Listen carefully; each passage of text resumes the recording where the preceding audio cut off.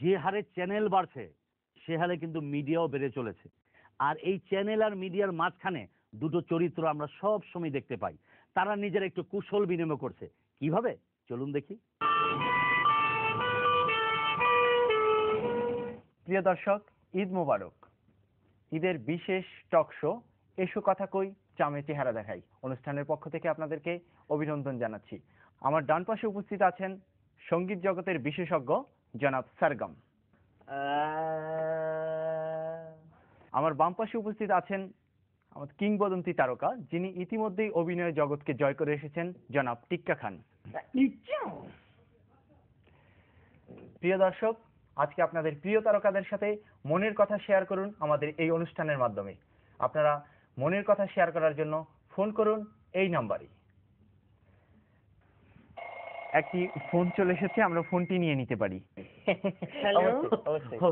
আসসালামু আলাইকুম। ওয়ালাইকুম আসসালাম। দর্শক, আপনার নামটি বলে প্রশ্নটি করুন। আমি তো টিক্কা খান ভাইয়ের সাথে কথা বলতে চাই। টিক্কা খানের সাথে। জি জি দর্শক বলুন। জি ভাইয়া, আপনি কেমন আছেন? জি আমি ভালো আছি। ভাইয়া, আপনাকে না খুব ভালো লাগছে। Thank you thank you thank you. জি ভাইয়া, আপনাকে একটা ছোট প্রশ্ন করতাম। হ্যাঁ হ্যাঁ আপু, আপনি বলে ফেলুন কথাটা, কি বলবেন? আসলে ভাইয়া, আমি না খুব লজ্জা পাচ্ছি, আপনাকে যে কিভাবে প্রশ্নটা করি।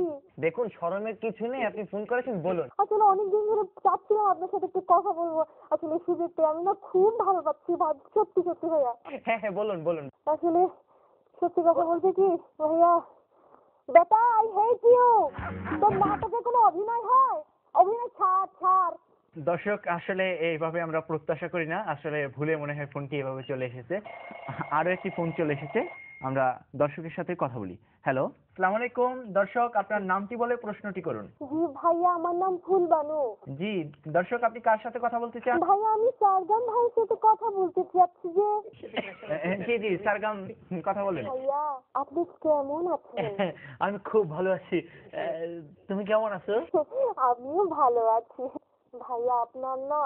কি ভাইয়া বলো? আপনার না বাম কানে অল্প একটু ময়লা দেখা যাচ্ছে। সরি, আপনার মেকআপ ম্যান আমাকে কি মেকআপ দিয়েছে? আমি সরি সরি সরি ভাইয়া, একটু তাড়াহুড়ো করে মেকআপ করেছে তো, আমি মুছে নিচ্ছি। হ্যাঁ, পরিষ্কার হয়ে গেছে না ভাইয়া? শুধু বাম কানেও না, ডান কানেও একটু আছে। আশ্চর্য বিষয়। বুঝছো ভাইয়া, এরা আসলে আমাকে মেকআপ দিতে একটু ভুল করেছে, ঠিক আছে? আমি পরিষ্কার করে নিচ্ছি। ডান কানে না পরিষ্কার হয়ে গেছে না? হ্যাঁ, খুব গেছে। চুপ বেটা, তোরে যে চামে চামে দুইটা কান ধরাইলাম, তোর কেমন লাগলো?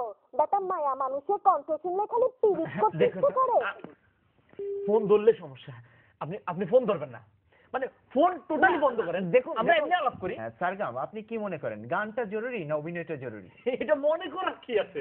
এটা এক বাক্যে উত্তর হচ্ছে যে তরুণ প্রজন্মের জন্য গান ছাড়া কোনো কিছুর দরকার নাই। আমার কথা হচ্ছে, তরুণ প্রজন্মের জন্য গান কোনো দরকার নেই, অভিনয়।